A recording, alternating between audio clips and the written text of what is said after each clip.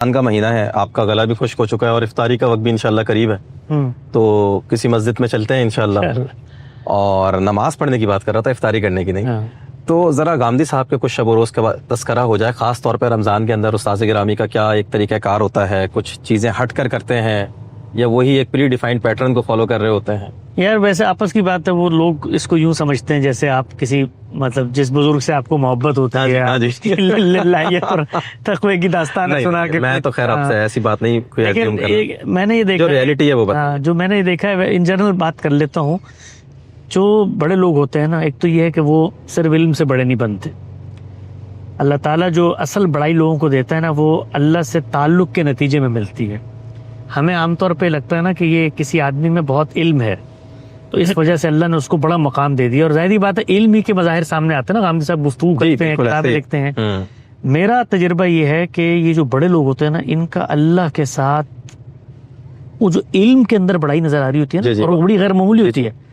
آپ اگر میرے اور آپ کا جو ہم عام لوگ ہیں نا، اس کے پس منظر میں دیکھیں نا، تو اس طرح وہ علم میں ہم سے برتر ہوتے ہیں، اسی طرح سے وہ اللہ کے ساتھ تعلق میں بھی ہم سے بہت برتر ہوتے ہیں. ٹھیک ہے. بہت بہت جس طرح علم ہمیں حیران کر دیتا ہے نا، تو اللہ کے ساتھ ان کی اٹیچمنٹ بھی جب اچھا علم تو سامنے آ جاتا ہے. جی ایگزیکٹلی، وہ سامنے آ رہا ہے نا، وہ اٹیچمنٹ سامنے نہیں آتی. صحیح ہے. تو ہم لوگوں کو اللہ نے یہ موقع دیا کہ ہم لوگوں نے قریب سے دیکھا ان بزرگوں کو جن کی اللہ کے ساتھ اس درجے میں اٹیچمنٹ ہوتی ہے، اور وہ پوری زندگی ہوتی ہے، وہ لمحہ لمحہ ہوتی ہے. وہ کوئی ایونٹ، ظاہری بات ہے ایونٹس اس میں افزونی کا باعث بنتے ہیں، اہتمام کا باعث بنتے ہیں، یا دہانی مزید ہو جاتی ہے، لیکن وہ پورا سال ہوتی ہے. تو غامدی صاحب کے جو شب و روز ہیں وہ اللہ سے، یعنی ان کے لیے آپ مطلب میں اگر ایک جملے میں اس کو بیان کروں، لوگ اس کو کسی جذباتی ہوئے، ہمارے وہ والد کی جگہ بھی ہیں. جی بالکل. لوگ عام طور پر مجھے کہتے ہیں آپ کھل کر بیان کیجیے، آپ ان کے بارے میں بات کرتے ہوئے جذباتی ہو جاتے ہیں. تو میرا ان سے کیونکہ صرف استاد کا رشتہ نہیں ہے نا، میرے باپ کی جگہ بھی ہیں. میں نے تو اپنی جس کو آپ کہتے ہیں شعوری زندگی جو میری 15 16 17 سال کی ہے، وہ گزاری ہی ان کی آغوش میں ہے. تو ان سے محبت بے پناہ ہے، ان کے ساتھ خاندانی تعلق ہے اور استاد کا تعلق ہے. پھر ایک ذاتی جس کو آپ کہتے ہیں نا، ایک آدمی کے ساتھ اٹیچمنٹ ہو جائے. بالکل ایسا ہی. دوست بھی ہمارے وہ ہیں، والد بھی وہ ہیں، استاد بھی وہ ہیں، سب کچھ ہی وہ ہیں ہر وقت ان کے ساتھ. تو ان کی لائف کو میں دیکھتا ہوں، تو اس میں جو چیز مجھے نظر آتی ہے نا، وہ یہ کہ آپ یقین جانیں جس طرح یہ دنیا کے اندر چیزیں مادہ ہمارے لیے حقیقت ہے نا. ہاں جی ہاں جی. مثلا یہ مجھے نظر یہ چمڑا ہے، لکڑی ہے، یہ پانی ہے، میں ہاتھ لگاتا ہوں. میں نے دیکھا ہے کہ ان کے لیے خدا کا وجود اس درجے کی حقیقت ہوتی ہے ان لوگوں کے لیے. سبحان اللہ.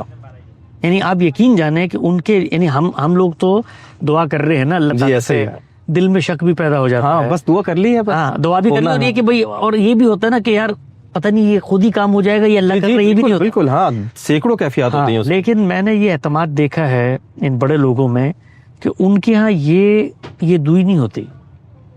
ان کے یہ ہوتا ہے کہ یہ کام اللہ کر دے گا. اس کو ویسے رسول اللہ صلی اللہ علیہ وسلم نے ایک حدیث میں بیان بھی کیا ہے کہ میرے بندے ہوتے ہیں اور وہ اللہ کے نام پہ اگر قسم کھا لیں تو اللہ تعالیٰ پھر اس کو پورا بھی کر دیتا ہے. یعنی کہ ان کے سامنے اسباب کے پیچھے جو قدرت کا ہاتھ ہے اللہ کا، وہ سامنے ہے. اسباب کمزور ہیں، قدرت مضبوط ہے. یعنی اسباب میں رکاوٹ نظر آ رہی ہوتی. میں اس طرح میں لکھنے کو آؤں تو کتاب اس پہ لکھ سکتا ہوں. میرے پاس اتنے واقعات، اتنے قصے جو میری ذاتی مشاہدے پہ مبنی ہیں، لیکن لوگ اس کو اسی پہ معمول کریں گے. میں تو غلو کر رہا ہے. لیکن میں اب یقین جانیں، یقین سے میں کہہ رہا ہوں، اور یہ میں اللہ کو گواہ بنا کے یہ کہتا ہوں، کسی شخص کی پذیرائی میں نہیں، لوگوں کو توجہ دلانے کے لیے. آپ تو ویسے بھی ایک جنرل بات کر رہے ہیں کہ جو لوگ بھی اللہ کے مقرب ہیں، نیک ہیں، ان کے ساتھ جو معاملات ہیں کیسے ہوتے ہیں. ہم نے یہاں تک اعتماد دیکھا ہے غامدی صاحب کا کہ عالم اسباب میں، لوگ کہیں گے کہ صوفیانہ بات کر رہے ہیں، عالم اسباب میں ایک چیز ناممکنات میں سے ہے. ٹھیک ہے نا.